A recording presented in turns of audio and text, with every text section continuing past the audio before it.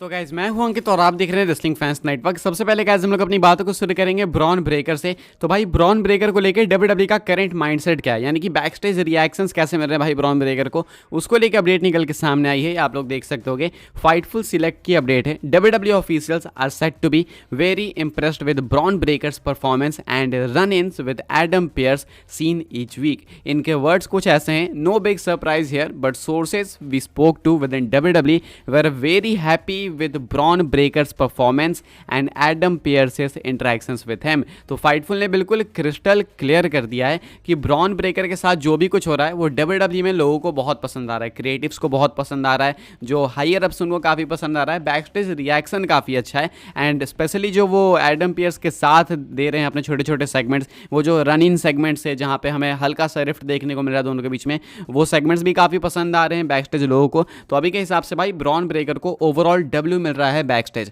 And Bron Breakker की presentation भी अच्छी है। बस होप ये करेंगे कि जल्दी से एक लॉन्ग टर्म फ्यूड में आए ब्रॉन ब्रेकर। हालांकि अभी लगता है कि वो कहीं ना कहीं उस चीज़ में इन्वॉल्व हो चुके हैं, रिकोसे के साथ आज इनका मैच भी हुआ था, लेकिन लेट्स होप कि किसी मेजर टैलेंट के साथ एक बड़ी फ्यूड के अंदर ब्रॉन ब्रेकर जल्दी आए ताकि इनकी हाइप मेंटेन रहे, इनफैक्ट बढ़े। तो अभी के हिसाब से भाई ब्रॉन ब्रेकर को लेकर अपडेट कुछ है कि डब्ल्यूडब्ल्यूई काफ़ी इंप्रेस्ड है ब्रॉन ब्रेकर से एंड जैसा दिखाना चाहती है उनको वैसा दिखा पा रही है, सब कुछ प्लान के हिसाब से हो रहा है। तो भाई खुशी तो होगी ही, बिल्कुल सही बात है कि अगर आप किसी चीज़ को प्लान करोगे एंड अगर चीज़ें उसी हिसाब से इंप्लीमेंट भी हो जाती है, इवन क्राउड रिएक्शन भी उसी तरीके से आता है, तो ऑब्वियस सी बात है कि आप काफ़ी इंप्रेस्ड होगे उस चीज़ से। तो ब्रॉन ब्रेकर बिल्कुल उस चीज़ पे खड़े उतर रहे हैं डब्ल्यूडब्ल्यूई की होप्स पे, डब्ल्यूडब्ल्यूई के एक्सपेक्टेशंस पे। तो डब्ल्यूडब्ल्यूई वाले भी काफ़ी हाई प्रेज रख रहे हैं करेंटली ब्रॉन ब्रेकर के लिए। लेट्स सी फ्यूचर कैसा है ब्रेकर का। सुना था मैंने कि पॉल हेमन कहीं कहीं इन्वॉल्व हैं, तो भाई अगर पॉल हेमन इन्वॉल्व है तो देन आपको भी मालूम है कि फ्यूचर कितना ज़्यादा ब्राइट हो सकता है। May be next Paul Heyman गायब भी हो सकते हैं ब्रॉन ब्रेकर। तो अभी के हिसाब से ब्रॉन ब्रेकर को लेके उनके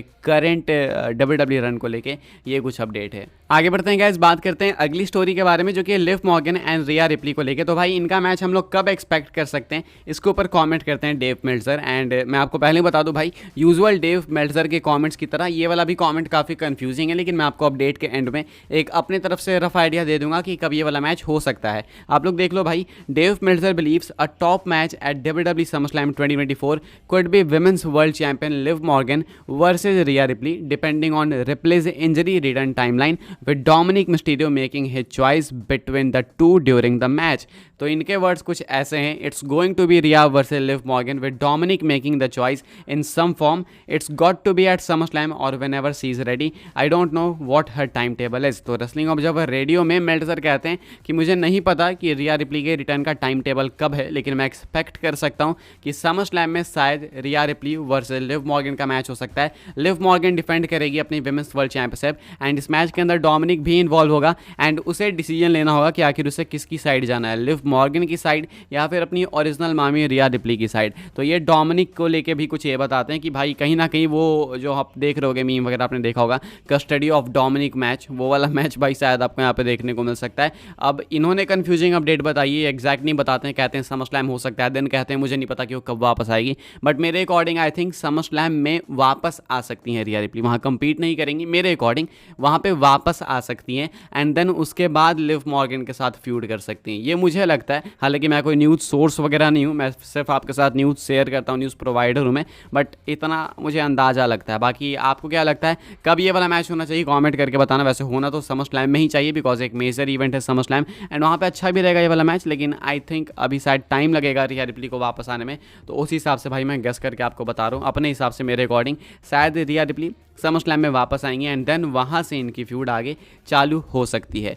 आगे बढ़ते हैं गाइस, बात करते हैं अगली स्टोरी के बारे में जो कि नटालिया से रिलेटेड है एंड नटालिया को लेकर मैंने आपको एक अपडेट बताई थी कि नटालिया की डब्ल्यूडब्ल्यूई डील बहुत ही जल्दी एक्सपायर होने वाली है एंड क्या नटालिया टीज कर रही है कि वो डब्ल्यूडब्ल्यूई लीव कर सकती हैं, क्या समय आ चुका है एक बदलाव का। तो आज मंडे नाइट रॉ में उनका मैच भी था जहाँ पर उस मैच के अंदर वो हार भी गई शॉकिंगली एंड यहाँ पे उस मैच के बाद ये ट्वीट कुछ ऐसा करती हैं, आप लोग देख सकते होगे, यहाँ पे कैप्शन लिखती हैं, वैसे ये ओवन आर्ट की GIF है एंड यहाँ पे कैप्शन लिखती हैं, enough is enough, it's time for a change. तो क्या ऐसा कहना चाहती है नटालिया कि हार हार के उनका बस हो गया, अब नहीं हारना चाहती हैं वो, अब बदलाव की ज़रूरत है? लगता तो ऐसा ही है, बिकॉज मैच के बाद इन्होंने इंस्टेंटली ये चीज़ पोस्ट करी थी, लेकिन इसका एक दूसरा मतलब भी हो सकता है। इनफ इज़ इनफ मतलब ये इतना ज़्यादा पक चुकी हैं हार हार के कि शायद अब ये चेंज के तौर पर कंपनी ही चेंज कर लें। कहीं ऐसा तो नहीं कि AEW की तरफ जाने की सोच रही हैं, बिकॉज डील भी इनकी एक्सपायर होने वाली है। सो यू नेवर नो भाई, हो सकता है। सुना था मैंने कि इनको डील ऑफर हुई है, लेकिन अभी तक इन्होंने साइन नहीं करी है, तो हो सकता है मे बी। लेकिन अभी के हिसाब से अगर ज़्यादा आप नेगेटिव नहीं सोचो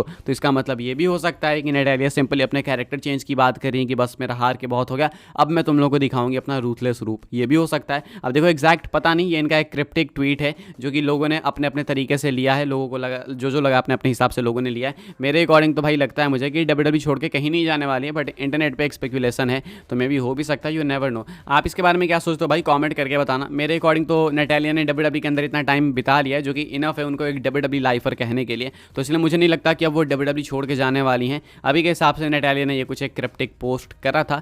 आप इसके बारे में क्या सोचते हो, लिख के बताना। आगे बढ़ते हैं गैस, बात करते हैं अगली स्टोरी के बारे में जो कि हम्बर्टो कैरियो को लेके। तो भाई हम्बर्टो कैरियो की भी डील WWE के साथ एक्सपायर होने वाली है। सारे के सारे सुपरस्टार्स भाई लगता है फ्री एजेंट ही बन जाएंगे। एंड एंजल गार्जा को लेकर तो मैंने आपको अपडेट बताई नहीं थी, बिकॉज मुझे लगा कि शायद इतने मेजर नेम नहीं है जिनके बारे में आप जानना भी चाहो, लेकिन अब क्योंकि मैं हम्बर्टो कैरियो का कवर कर रहा हूं तो साथ में इनका भी कवर कर लेता हूं। बताया गया है कि 1 अगस्त को एंजल गार्जा फ्री एजेंट बन जाएंगे अगर वो डील नहीं साइन करेंगे, न्यू डील उनको ऑफर अगर नहीं होती है तो। सेम यहाँ पे हम्बर्टो कैरियो को भी लेकर अपडेट है, फाइटफुल सिलेक्ट की अपडेट है। यहाँ पे बताया गया है Humberto Carrillo WWE contract is set to expire this summer with the 2 sides working on an extension. तो यहाँ पे एक पॉजिटिव नोट ये है कि ये दोनों साइड्स यानी WWE एंड हम्बर्टो कैरियो, ये दोनों के दोनों भाई एक एक्सटेंशन पे वर्क कर रहे हैं। हालांकि हम्बर्टो कैरियो भाई आपको इतने स्पॉटलाइट में देखने को नहीं मिलेंगे, लेकिन स्टिल WWE उनको कुछ ना कुछ ऑफर कर रही है। तो अभी के हिसाब से भाई ये कुछ अपडेट है हम्बर्टो कैरियो एंड एंजल गार्जा दोनों को लेके।